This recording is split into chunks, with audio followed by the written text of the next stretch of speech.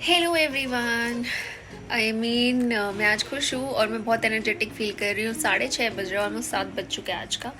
और मुझे अभी भी लग रहा है कि मुझ में थोड़ी ताकत है और मैं कुछ कर सकती हूँ before I go to bed. Like मैं एकदम से सो जाऊँ, क्योंकि मैंने बस अभी मतलब एक जो चीज़ एडिशन में थी वो मुझे थोड़ी पुश करा गया है मुझे उस तरफ। It's not like it has come like naturally, but it has been driven a push towards me कि करना ही है, करना ही है, करना ही है। तो बहुत सारी चीज़ों पे तो मैंने विजय पाया है पिछले 2 सालों में, 2-2.5 सालों में ज़्यादा कहूँगी, क्योंकि क्या होता है अब भागती दौड़ती लाइफ में ना मैं सब कर देती हूँ बहुत सारी चीज़ें। तो मुझे ऐसा लगता नहीं कि मेरी कुछ ऐसी डेडली हैबिट्स हैं, लेकिन फिर भी कुछ और इम्प्रूवमेंट हर साल में मैं अपने आप में करने की कोशिश करती हूँ। तो इस साल में भी मैंने अपने आप में बहुत सारे चेंजेस देखे। वो क्या है क्या नहीं, वो शायद जब साल ख़त्म होगा उस पर अपलोड करूँगी। लेकिन फ़िलहाल अभी जो बचे हुए दिन थे उसमें मैंने क्या करने की कोशिश की है। 75 हार्ड डेज का कुछ तो पता नहीं है मुझे, लेकिन I am just pushing myself more.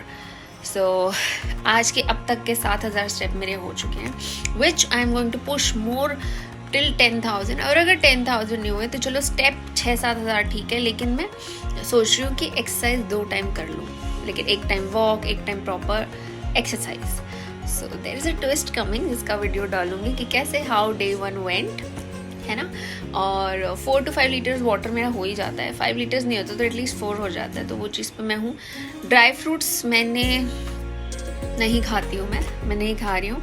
Sugar completely cut करना है। I am not a person who craves for who has a sweet tooth, लेकिन चाय पीती हूँ मैं, तो चाय में शुगर जाता है।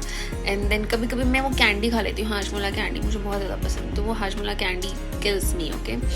उसको कट करना है। हालांकि जो मैंने गोल्डन मिल्क और ये सब दूध वगैरह ये सब अगर मैं लेती, तो जो दूध वगैरह जो मैंने लिया भी है, जो गोल्डन मिल्क का मैंने डाला था उसमें मतलब मैंने शुगर नहीं डाला था, विदाउट शुगर मैंने उसको ले लिया था।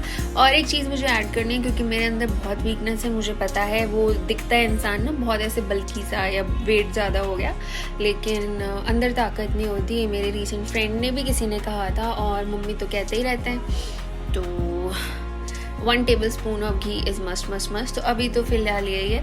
दूसरा, चीज़ों पे रिएक्शन और कम करना है। बहुत मैंने अपने आप में ये चीज़ में इम्प्रूवमेंट लाई है। मैं जानती हूँ, औरों का तो पता नहीं, मैं जानती हूँ कितना ओवर रिएक्शन से मैंने अपने आप को निजात में पाया है, और करना चाहती हूँ थोड़ा सा।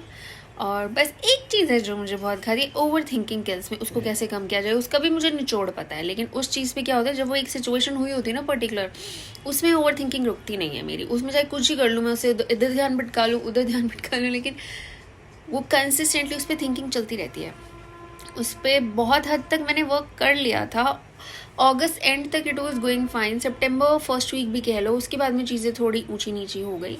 वो इसलिए भी हुई क्योंकि होते कुछ आपकी सराउंडिंग्स जो आपको बहुत ज़्यादा नियर डियर होती है, तो उधर से भी आपको कुछ ऐसे थोड़ा सा भी लगता है तो you just get into the zone कि क्या हो रहा है क्या नहीं हो रहा।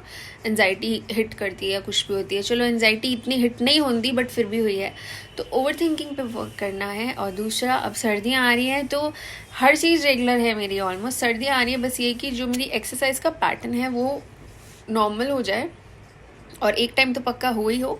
दोबारा अगर 6 से 7 हज़ार स्टेप एक बार में हो रहे हैं या पूरे दिन में हो रहे हैं, तो दूसरा टाइम मैं हिट करूँ फॉर प्रॉपर एक्सरसाइजिंग। ये मेरा रहेगा for the remaining days. I hope it continues and I hope it goes, because मुझे बहुत पुश आया है अब, and that is a kind of motivational push, not a force push. मुझे सच में चीज़ हिट करी, बिकॉज क्या हुआ था, अभी सितंबर एंड और अक्टूबर बिगिनिंग में मेरा अपने आप 2.5 kgs चला गया था।